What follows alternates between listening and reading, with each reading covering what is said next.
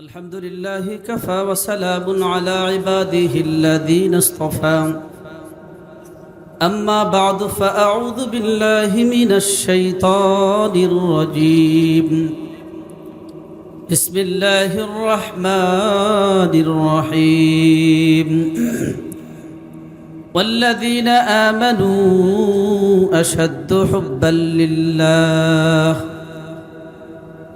وقال رسول الله شكلي بلن صلى الله عليه وسلم خيركم من تعلم القرآن وعلمه وقال تعالى في شان حبيبه ومحبوبه ومعشوقه مخبرا وعابرا إن الله وملائكته يصلون على النبي يا أيها الذين آمنوا صلوا عليه وسلموا تسليما شكرا درود شريف اللهم صل على محمد وعلى آل محمد كما صليت على إبراهيم وعلى آل إبراهيم إنك حميد مجيد اللهم بارك على محمد وعلى آل محمد كما باركت على إبراهيم وعلى آل إبراهيم إنك حميد مجيد मरने वाला मर जाएंगे जीने वाला कोई नहीं रोने वाला बहुत होगा जाने वाला कोई नहीं मोहब्बतन कलेमा पढ़ी ला इलाहा इल्लल्लाह ला इलाहा इल्लल्लाह ला इलाहा इल्लल्लाह ला इलाहा إلا الله لا إله إلا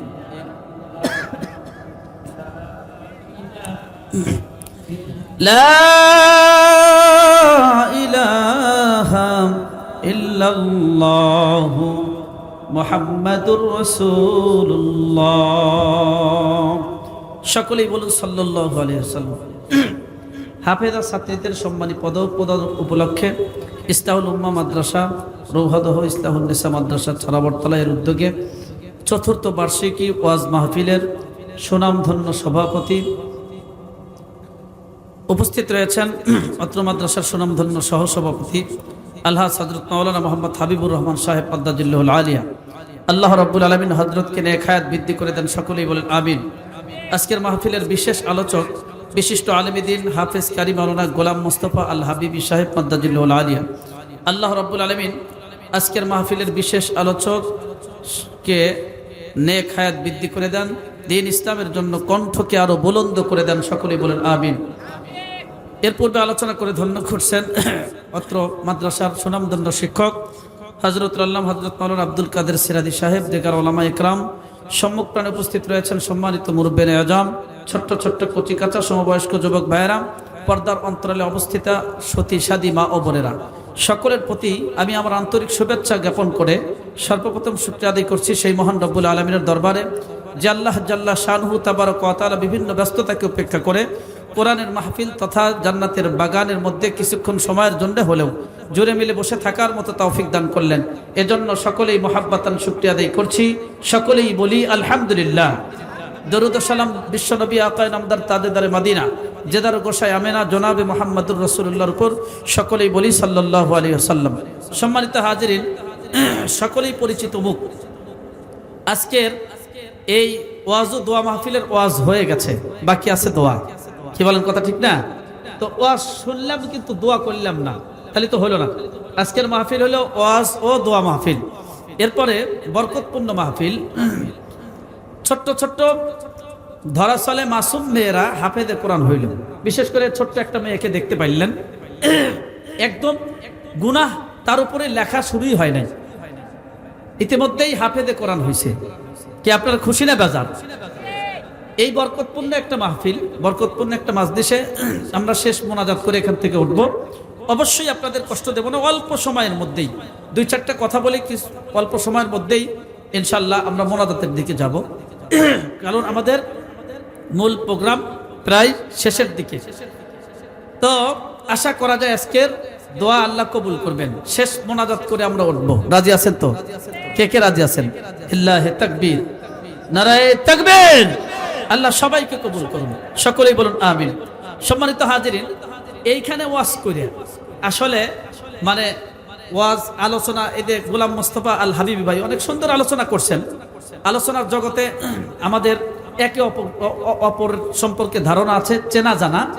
তো আমাদের এলাকার সন্তান হলেও এলাকায় নতুন, উনি অনেক সুন্দর আলোচনা করছেন।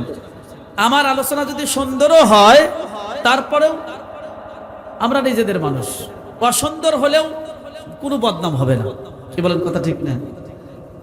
এই জন্য আজকে আলোচনা সুন্দর হোক আর অসুন্দর হোক, সেদিকে লক্ষ্য করে কোনো আলোচনা হবেও না, আমরা শুনতেও চাই না।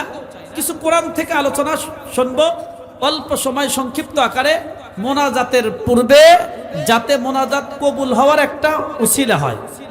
কি বলেন, রাজি আছেন তো? আমরা এখানে ওয়াজ শুনলে ভালো লাগবে, খুব আকর্ষণ লাগবে, এই নিয়তে ওয়াজ আজকে করবো না, ইনশাল্লাহ আমরা শুনবো না। রাজি আছেন তো সবাই? ইমানদার মুসলমান, আল্লাহ রাব্বুল আলামিন আমাদেরকে পৃথিবীর মধ্যে প্রেরণ করছেন। আমরা আল্লাহর বান্দা, আমরা আল্লাহর বান্দা। একজন বান্দার জন্য সবচেয়ে বেশি দায়িত্বপূর্ণ কাজ হচ্ছে পৃথিবীর সব কিছুর চেয়ে বান্দা ভালোবাসবে তার আল্লাহকে। বলেন, কথা ঠিক না? পৃথিবীর সব কিছুর চেয়ে বিশ্বনবী জনাবে মুহাম্মদুর রাসূলুল্লাহ সাল্লাল্লাহু আলাইহি ওয়াসাল্লাম ইরশাদ করেন, লা ইউমিনু আহাদুকুম হাত্তা আকুনা আহাব্বা ইলাইহি মিন ওয়ালিদিহি ওয়া ওয়ালাদিহি ওয়ান নাসি আজমাইন। ততক্ষণ পর্যন্ত ঈমানদার হতে পারবে না যতক্ষণ পর্যন্ত তোমার পিতা, মাতা, সন্তান, স্ত্রী, পরিবার, পরিজনের চেয়ে আমি পয়গম্বরকে ভালো না বাসবা, ততক্ষণ ঈমানদার হতে পারবা না। আল্লাহ তাআলা কালামে হাকিমের মধ্যে ইরশাদ করেন, ওয়াল্লাযীনা আমানু আশাদ্দু হুব্বাল লিল্লাহ। প্রকৃত ঈমানদার ওই ব্যক্তি, প্রকৃত ঈমানদার ওই ব্যক্তি পৃথিবীর সব কিছুর চেয়ে আল্লাহকে ভালোবাসে। সুবহানাল্লাহ বলেন। এই পৃথিবীর মধ্যে মাওলায়ে কারীমের একটি কালাম আছে, কোরআন। এই কোরআন মূলত আল্লাহর কিতাব না, এটা আল্লাহর কালাম। কালাম মানে কি? কালাম মানে আল্লাহর বাণী, আল্লাহর ভাষা। সুবহানাল্লাহ বলেন। কালাম মানে আল্লাহর বাণী, আল্লাহর ভাষা। এখন কবি বলেন, তুমসা কোই হামদম কোই তুমসা जो नहीं है बाती तू है हरदम मगर आवाज नहीं है। বিনা আওয়াজে কেহ যদি কোরআন পড়ো, তাহলে বিনা আওয়াজে কেহ যদি আল্লাহর সাথে কথা বলতে চাও, কোরআন পড়ো তো আল্লাহর সাথে কথা হয়ে যায়। সুবহানাল্লাহ বলেন। তাইলে এই যে আজকে যারা হাফেজে কোরআন হইল, এরা কেন যেন কেমন যেন আল্লাহর সাথে কথা বলে। এক কথায় যারা আল্লাহর সাথে কথা বলে তারা আল্লাহর বন্ধু। কার বন্ধু? যারা আল্লাহর সাথে কথা বলে তারা আল্লাহর বন্ধু। ইমানদার মুসলমান, কোরআন আল্লাহর কালাম, আল্লাহর ভাষা, আল্লাহর বাণী। এই কালামে হাকিম বেশি বেশি তেলাওয়াত করা। যে ব্যক্তি বেশি বেশি তেলাওয়াত করবে, আল্লাহ রাব্বুল আলামিন তার দাম পৃথিবীর মধ্যে বাড়িয়ে দিবেন। ইয়ারফাইল্লাহুল্লাযীনা আমানু মিনকুম ওয়াল্লাযীনা উতুল ইলমা দারাজাত। তোমাদের মধ্যে ওই ব্যক্তিকে আমি আল্লাহ রাব্বুল আলামিন পৃথিবীর মধ্যে দাম বাড়িয়ে দেব, যেই ব্যক্তি ইমানদার আর যেই ব্যক্তি কোরআনী শিক্ষায় শিক্ষিত। জোরে কোন সুবহানাল্লাহ। এক নাম্বার কাজ ইমানদার, 2 নাম্বার কোরআনী শিক্ষায় শিক্ষিত। আল্লাহ রাব্বুল আলামিন অন্যত্র ইরশাদ করেন, ইন্নাল্লাযীনা ক্বালু রাব্বুনাল্লাহ সুম্মা ইসতাকামু তাতানাজ্জালু আলাইহিমুল মালায়েকা আল্লা তাখাফু ওয়া লা তাহজানু ওয়া আবশিরু বিল জান্নাতিল্লাতী কুনতুম তুআদুন। যেই ব্যক্তি ঈমান আনে, ঈমানের উপর অবিচল থাকে, অটল থাকে, আল্লাহ রাব্বুল আলামিন ঘোষণা করেন, আকাশ থেকে ফেরেশতা অবতীর্ণ হয়, এই ফেরেশতারা সুসংবাদ দিতে থাকে, বান্দা ভয় নাই, তোমার কোনো টেনশন নাই। আল্লাহ রাব্বুল আলামিন ঘোষণা করতেছেন এমন জান্নাত তোমার জন্য বরাদ্দ, যেই জান্নাত থেকে আল্লাহ রাব্বুল আলামিন কোনোদিন তোমাকে বের করবেন না। জোরে কোন সুবহানাল্লাহ। কি করতে হবে? ঈমানের উপর অটল থাকতে হবে, অবিচল থাকতে হবে। শুধু ঈমান আনলেই ঈমান এনে শেষ করলেই চলবে না, ঈমানের উপর অবিচল থাকতে হবে, অটল থাকতে হবে। এই যে ইসলাহুল উম্মাহ মহিলা মাদ্রাসা, এখানে মেয়েদেরকে কোরআন শিক্ষা দেওয়া হয়। এই পৃথিবীর মধ্যে হাজারো মেয়ে আছে যারা দুনিয়ার মধ্যে থাকতেই আল্লাহর সঙ্গে কথা বলছে। জোরে কোন সুবহানাল্লাহ। আমার বাবা, আমার ভাই, একজন ছেলের মাধ্যমে একটা সমাজ যত পরিবর্তন হতে পারে না, যতটুকু পরিবর্তন হওয়া সম্ভব নয়, একজন মেয়ে যদি দিনদার পরহেজগার আলেমা হাফেজা হয়, একটা মেয়ের বরকতে পুরা এক মহল্লার মধ্যে আল্লাহ রাব্বুল আলামিন বরকত নাজিল করতে থাকে। আপনারা কি জানেন সৌদি আরবের মধ্যে ফল দ্বারা রিজিক কেন হয়েছে?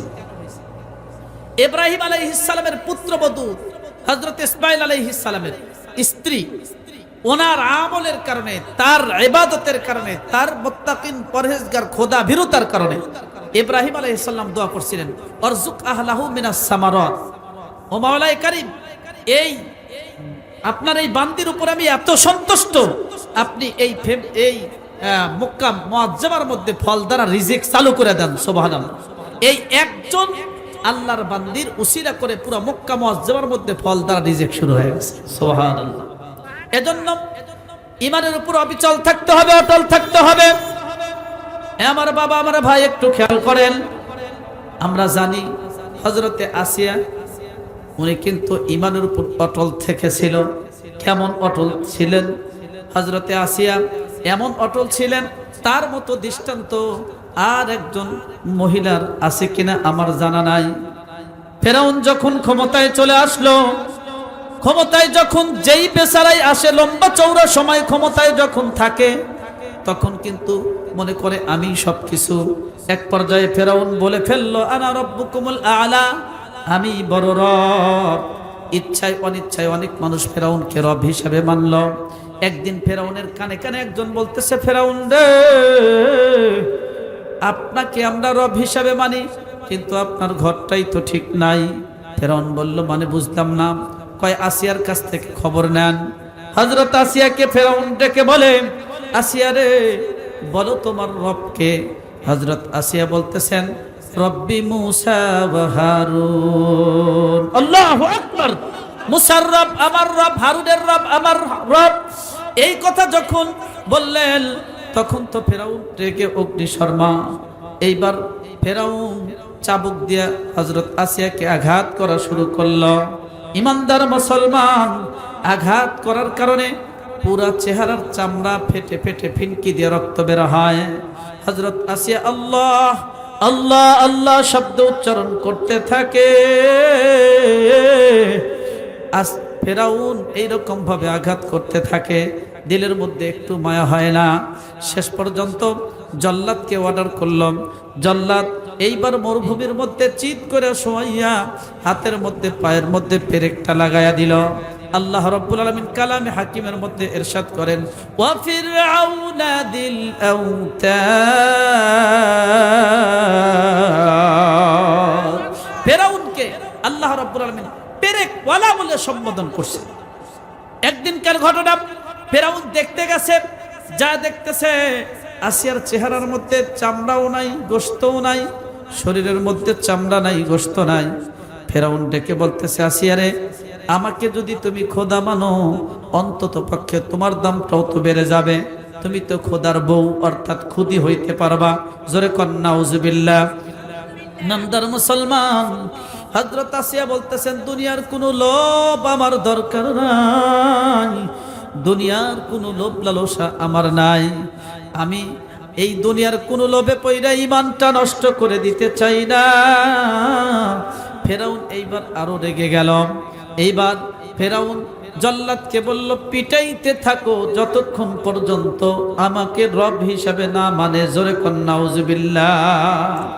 আরো একদিনের ঘটনা, যায় বলতেছে, আচ্ছা এই তোমাকে যেই প্রাসাদ আমি দান করছিলাম, এই রকম প্রাসাদ কি তোমার রব তোমাকে দিতে পারবে? জোরে কোন নাউজুবিল্লাহ।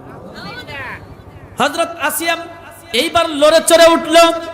ইমানদার মুসলমান, তাফসীরের কিতাবের মধ্যে পাওয়া যায় হযরত আসিয়া এমন ভাবে লড়ে চড়ে উঠল, মাওলাই কারীমের শানে আঘাত করছে। এই জন্য তার মনে হয়েছিল এখনই ফেরাউনের বিরুদ্ধে যুদ্ধ ঘোষণা করবে। বাবারে, কিন্তু তার শক্তি নাই। এই ইমানদার মুসলমান, এইবার শুধুমাত্র হযরত আসিয়া আল্লাহ রাব্বুল আলামিনের কাছে ডাইকা বলে, আল্লাহ গো, এতদিন আমাকে আঘাত করেছে, আমার তেমন কোনো সমস্যা কষ্ট মনে হয় নাই। এখন যখন আপনার শানে আঘাত করেছে, মাওলাই কারীম আপনি জানেন তামাম পৃথিবীর সব কিছুর চেয়ে আমি আপনাকে ভালোবাসি। আয় আল্লাহ, দুনিয়ার সব কিছুর চেয়ে আমি আপনাকে ভালোবাসি। আপনি সম্পর্কে কেউ যদি কোন রকম কটূক্তি করে, আমি আসিয়ার সহ্য হবে না। মাওলাই কারীম, আমি আর দুনিয়ার মধ্যে থাকতে চাই না। রব্বি ইবনিলি ইনদাকা বাইতান ফিল জান্নাহ ونجني من آل فرعون وعمله ونجني من القوم